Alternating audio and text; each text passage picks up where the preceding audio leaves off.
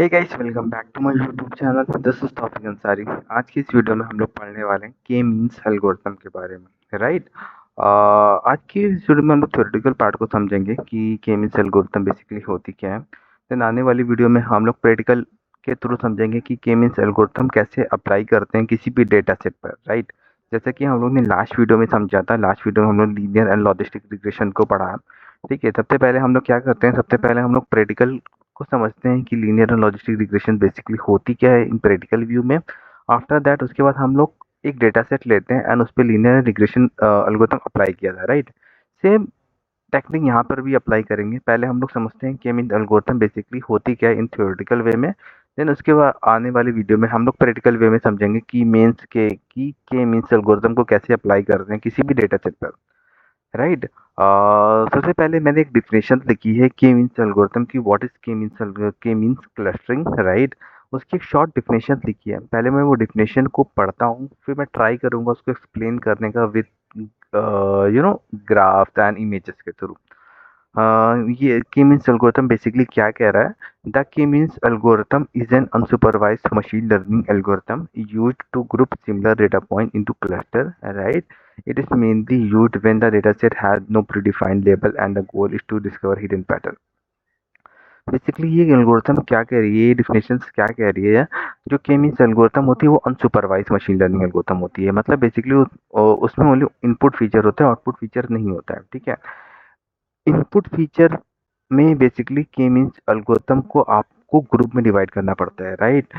For example यहाँ पे मैंने एग्जांपल एक इमेज ली है, राइट। इसमें आपको तीन इमेजेस दिख रही होंगी, 1 2 3। पहली इमेज में तीन पॉइंट्स हैं, तीन कलर्स के पॉइंट हैं, एक ब्लू है, ग्रीन है एंड रेड है, ठीक है। तो के मीन्स एल्गोरिथम में बेसिकली क्या होता है, के मीन्स एल्गोरिथम में हमारे पास आउटपुट फीचर नहीं होता, हमारे पास ओनली इनपुट फीचर होता है। तो हम लोग क्या करते हैं, हम लोग के मीन्स एल्गोरिथम में ग्रुप बनाते हैं based on similarity data point, ठीक है। Based on similarity data point के थ्रू हम लोग ग्रुप बनाते हैं एंड हर ग्रुप का हम लोग एक सेंट्रॉइड चूज करते हैं, ठीक है। हर एक सेंट्रॉइड चूज करते हैं, ठीक है। सपोज फॉर एग्जांपल एक ग्रीन एक ग्रुप है, ठीक है। ग्रीन ग्रुप का एक सेंट्रॉइड चूज करेंगे, एक ग्रीन का चूज करेंगे, एक ब्लू का चूज करेंगे एंड रेड रेड का चूज करेंगे। और ये और जो सेंट्रॉइड के नियरेस्ट पॉइंट होंगे ना उसको हम लोग और जो पॉइंट होंगे, सपोज फॉर एग्जांपल हमने एक सेंट्रॉइड चूज कर दिया और आस पास के जो पॉइंट होंगे उसको हम लोग कैसे फाइंड करेंगे कि ये पॉइंट इस सेंट्रॉइड में जा रहा है, ये पॉइंट इस सेंट्रॉइड में जा रहा है। बेस्ड ऑन इक्विडिलेंट डिस्टेंस के थ्रू हम लोग ये फाइंड करते हैं कि कौन सा पॉइंट किस सेंट्रॉइड में जा रहा है, ठीक है।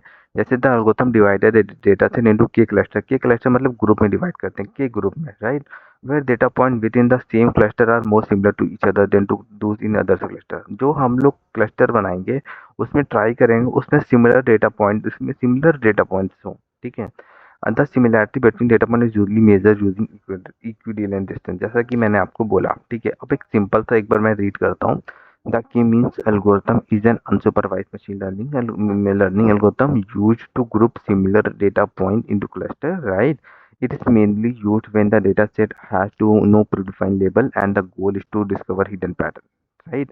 The algorithm divided data into K cluster, ठीक है, where data point within the same cluster are more similar to each other than to those in other cluster.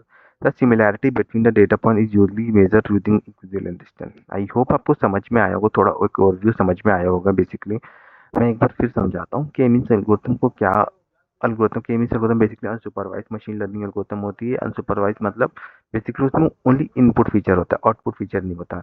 Input feature में हम लोग क्या करते हैं, इनपुट फीचर को हम लोग ग्रुप में डिवाइड करते हैं, ग्रुप, और हर एक ग्रुप पे एक सेंट्रॉइड होता है, ठीक है। और ट्राई करते हैं जो सेंट्रॉइड जो हम लोग ग्रुप में डिवाइड करेंगे उसमें जो डेटा पॉइंट होंगे सिमिलर टाइप के डेटा पॉइंट्स होंगे, ठीक है। आई होप आप समझ गए होंगे। अब वर्किंग ऑफ के मीन्स क्लस्टरिंग, कैसे वर्क करता है के मीन्स क्लस्टरिंग वो हम लोग डिस्कस करते हैं।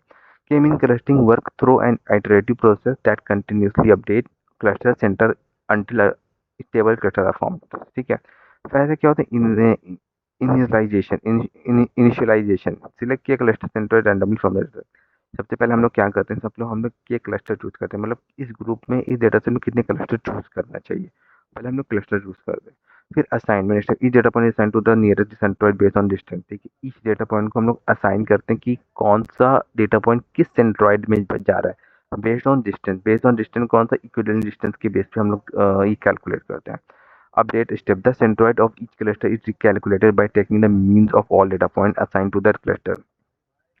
ठीक है, अब हम लोग क्या करेंगे, हम लोग सपोज एक क्लस्टर बन गया, हम लोग का ये क्लस्टर बन गया, ठीक है, अब हम लोग क्या करेंगे, इसका एवरेज लेके इसका भी हम लोग एक सेंट्रोइड चूज करेंगे। ठीक है, ये टेक्निक हम लोग जब तक अप्लाई करते रहते जब तक हमारे पास एक स्टेबल डेटा पॉइंट नहीं हो जाते।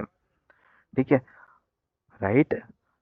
जैसे यहाँ the centroid of each cluster is recalculated by taking the mean of all the data point assigned to that cluster, right? Repeat step 2 and 3, step 2 and 3। ठीक है, until the centroid stop changing of a maximum number of iteration is reached। got it? तो जब तक हम लोग करते रहेंगे जब तक कि हमारा जो सेंट्रॉइड जो होगा ना स्टॉप बंद नहीं करते चेंजिंग करना number of iteration. The objective of the algorithm is to minimize the distance between data point and the cluster centroid। ठीक है, अब समझ थोड़ा एक ओवरव्यू आपको मिला होगा कि कैसे के मीन क्लस्टरिंग वर्क करता है। अब जैसे कि मैंने एग्जांपल के थ्रू समझा था कि एग्जांपल ऑफ के मीन क्लस्टरिंग, पहले हम लोग के पास एक डेटा सेट होगा, डेटा सेट को हम लोग के क्लस्टर में डिवाइड करेंगे, राइट। हर एक क्लस्टर के एक सेंट्रोइड चूज करेंगे, उस सेंट्रोइड के बेस पे हम लोग उसमें डेटा पॉइंट्स ऐड करेंगे, राइट। ये टेक्निक ये चीज़ हम लोग तब तक करते रहेंगे जब तक हमारे पास एक प्रॉपर डेटा सेट नहीं मिल जाता, हमारे पास प्रॉपर एक डेटा सेट नहीं मिल जाता, राइट। अब बात करते हैं choosing the right number of cluster. अब तो बात आ गई यार, मेरे को डेटा सेट बनाया, डेटा सेट को हम लोग ने के पार्ट में डिवाइड कर दिया। बात आती है कि कैसे हम लोग चूज करेंगे कि इतने ही क्लस्टर में हमको डिवाइड करना चाहिए, right. I I I thought मतलब बेसिकली आपके माइंड में क्वेश्चन आ रहा होगा, ठीक है। तो बेसिकली ये क्या बोल रहा है, selecting the correct value of case important for meaningful clustering. ठीक है, कि बहुत इंपॉर्टेंट रोल प्ले करता है क्लस्टरिंग एल्गोरिथम में। ठीक है, one common method used in the elbow method which help determine the optimal number of cluster by analyze the within cluster sum of square. देखिए यहाँ पे क्या बोल रहा है, हमारे पास एक एल्बो मेथड होता है जिसके थ्रू हम लोग ये डिफाइन ये हम लोग बेसिकली चेक कर सकते हैं कि कितने के इस होने चाहिए। बेसिकली एल्बो मेथड के थ्रू हम लोग ये पता कर सकते हैं कि कितने के होने चाहिए, कितने डेटा क्लस्टर में हमको डिवाइड करना है डेटा सेट को। ठीक है, when the graph form elbow method shape that dependent see for example यहाँ पर आप देख लो ना elbow method, यहाँ पे ये बोल रहा है कि 3 k इक्वल टू 3 के अपने डेटा को k इक्वल टू 3 पार्ट में डिवाइड करो, 3 ग्रुप में डिवाइड कर लो। ठीक है, तो इस इज द बेस्ट थिंग, इस is the best cluster.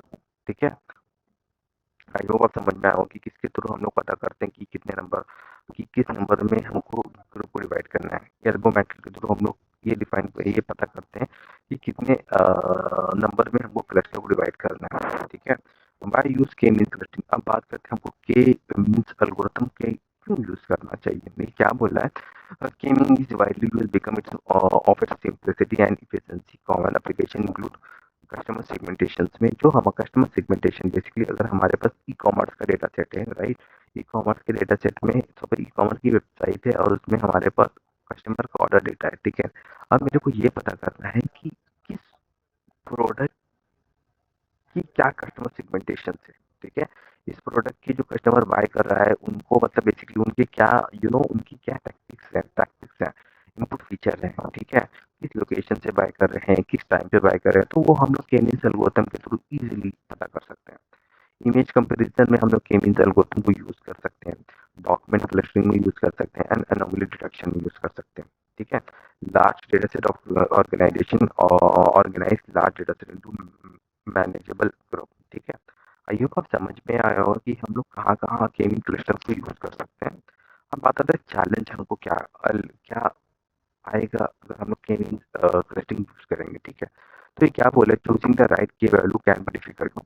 Right की वैल्यू इस choosing it will be much difficult, but लेकिन हम लोग एल्बो मेथड के थ्रू वो हम लोग सॉल्व कर सकते हैं, उसका कोई इशू नहीं है।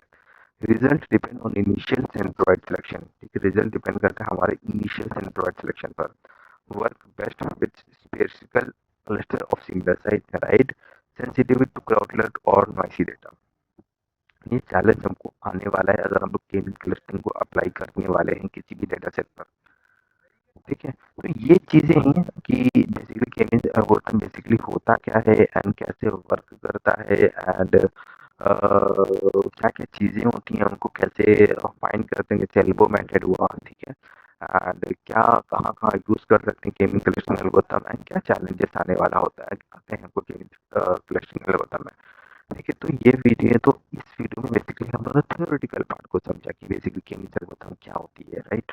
लेकिन आने वाले वीडियो में हम लोग एक डेटा सेट को लेंगे, डेटा सेट पे अप्लाई करेंगे के-मीन्स एल्गोरिथम, राइट? एंड उसके थ्रू हम लोग देखते हैं कि देख के किसी भी डेटा सेट पर हम लोग किसी भी अनसुपरवाइज्ड मशीन लर्निंग के डेटा सेट पर, अनसुपरवाइज्ड लेवल डेटा सेट पर कैसे हम लोग के-मीन्स एल्गोरिथम को अप्लाई करते हैं, राइट? आई होप आपको थोड़ा बहुत समझ में आया होगा कि के-मीन्स एल्गोरिथम बेसिकली होती क्या है।